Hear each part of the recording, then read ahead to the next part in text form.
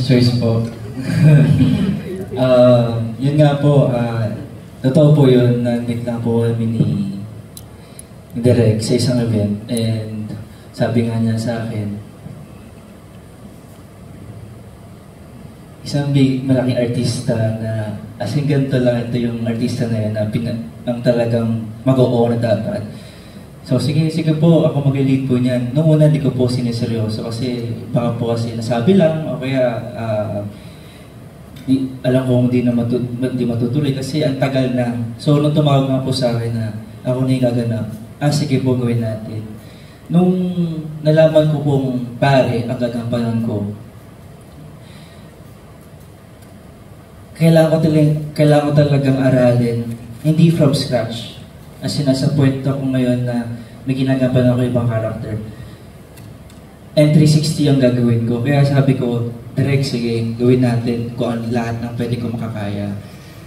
Kaya ultimo lahat na pagpupunta na ako ng script reading, magbabari ako ng damit, magsasalamin ako.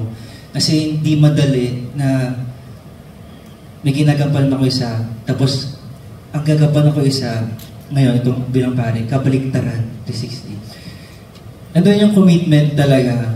Siguro, syempre, gusto kong, aminin natin, trabaho. Kailangan natin trabaho. Gusto kong magkaroon ng trabaho. Hindi ko na naisip na maging malaking artista ako. Kaya, binigay sa akin itong project na ito, yung tiwala na binibigay sa akin. Ayoko yun ibalik ng kalahati lang, ng konti lang. Hanggat maaari may balik ko siya na mas malaki pa. Kaya sa mga ganung bagay, ano ba naman yung sa EA or sa Blema? Para sa akin, totoo nangyari ito sa isang tao. Bakit ba ako mag-iinarte? Isang aktor lang ako. Nagamparan to ng isang totoong tao. Doon ako nagagalit. At nagawa ko yun sa buong tema ng pelikula, which is fate. Kasama ko din talaga na, kaya ko to, Father Ruel, tulungan mo lang din ako. Ayun, hanggang natapos na po namin yung pelikula at di ko rin expect na ganun pala kagrabe ang pinagawa sa akin ni Derek. And I'm very thankful na nalagpas ako yung limitasyon ko na yun. And hindi ko to magagawa din dahil kay Derek, kundi rin sa mga kasama ko dito ngayon. Si Kuya Mon, kay JC, kahit di kami nag-send na dyan, pero si Jerome nandyan. Lahat sila, binibigyan nila yung best nila. What if pa ako na magbibida ulit? Panibagong, ngayon lang ulit ako magbibida, kaya ano ba na ibigay ko yung pinaka-150% ko. Yun lang, at dagdag na rin po talaga na, lagi sasabi niya ang direct na, ito rin ang pwedeng daan para magkaroon ng awareness ng tao about kay Father Ruel patungo sa beatification niya. Ang sarap sa feeling nun na ako'y magiging mukha pressured pero mas nangingibabaw sa akin yung faith.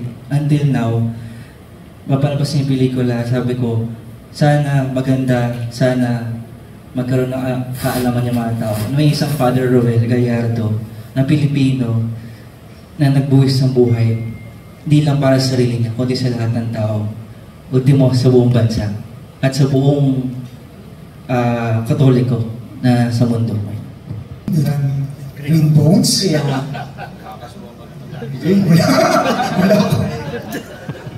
Although totoong maganda ang In Thy Name, pero wala naman akong binabanggit na mas maganda kasi hindi pa siya napapalabas, kaya hindi pa natin mahuhusgahan ang In Thy Name.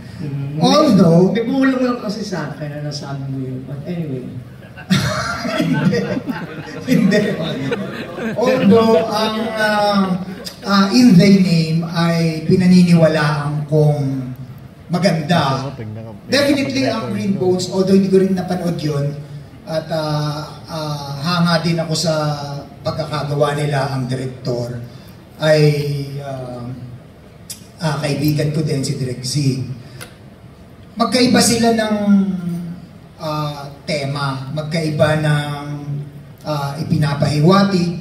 Ito kasi In Thy Name tungkol sa faith. Hindi lang ng mga Katoliko, kung hindi ng mga kapatid din nating Muslim Yung character namin ni JC dito, ay, kumbaga ang pelikula ay hindi lang naman one-sided na nakapabor lang sa mga Katoliko. Pinapaliwanag din dito sa pelikula kung bakit nagkaroon ng mga teroristang kapatid na Muslim. So, magkaiba ang Green Bones at In Thy Name. Kung may itatanong, probably ako bilang aktor at syempre, tao din, tayo lahat tayo may pinagdaanan. Pero kay Father Well, may pinagdaanan siya. Panigurado siya mga itatanong dito kung ano yung mga huling bagay na iniisip niya ng mga panahon na nahihirapan siya. Pinakahirap na hirap siya, which is yung gera na yun, naggulo. Yan. So, ang itatanong ko ay, paano ka naging matatag? Paano mo na lampasan ang lahat ng pagsubok? At ano ang naging inspirasyon?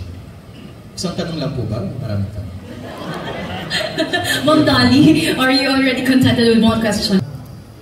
Hindi na ako kailangan magtanong kasi nandun na sa script, nasa pelikula na.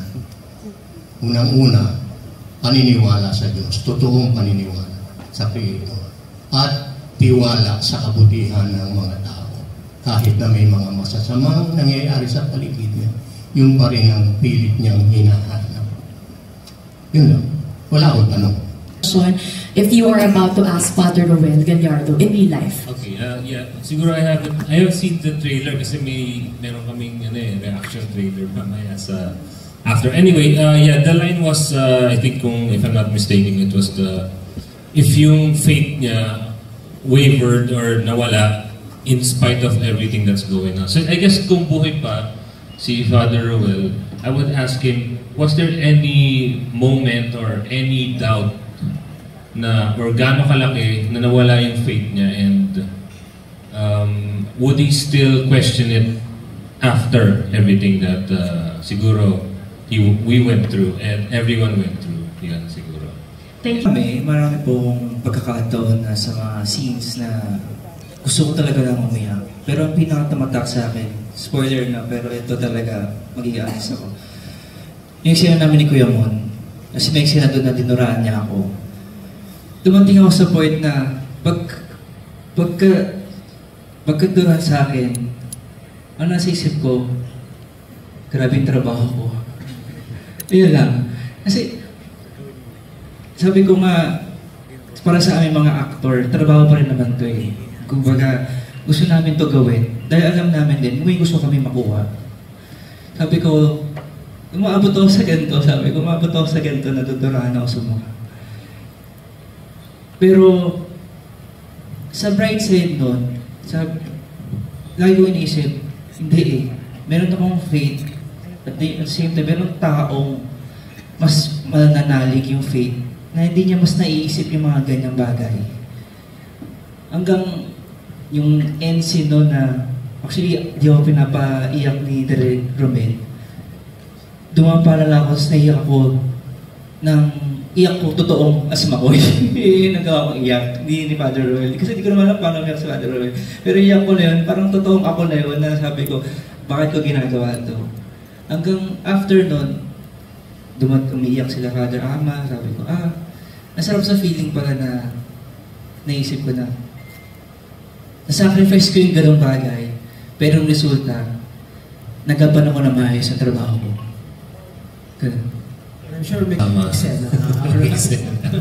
Pero yeah, iba rin kasama ko siya kasi nandun kami since the start yung script reading pa lang, so I can see how he really wanted, ganyan naman siya ever since eh. Like yung passion niya for films and acting is hindi matutumbasan talaga yun. It's fun seeing him speak his mind, and marami siyang actually nung script reading kasi I think this movie I think Direk Cesar wanted it for ano ba sabihin na MMFF.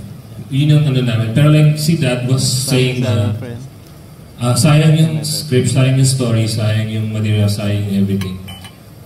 Maganda wag i-madaliin yung pelikula kasi meron siyang kahihinatnan eventually. So yun, and here we are. So yeah, it was a fun experience kahit hindi kami ganun na magkasama sa isang eksena. Thank you.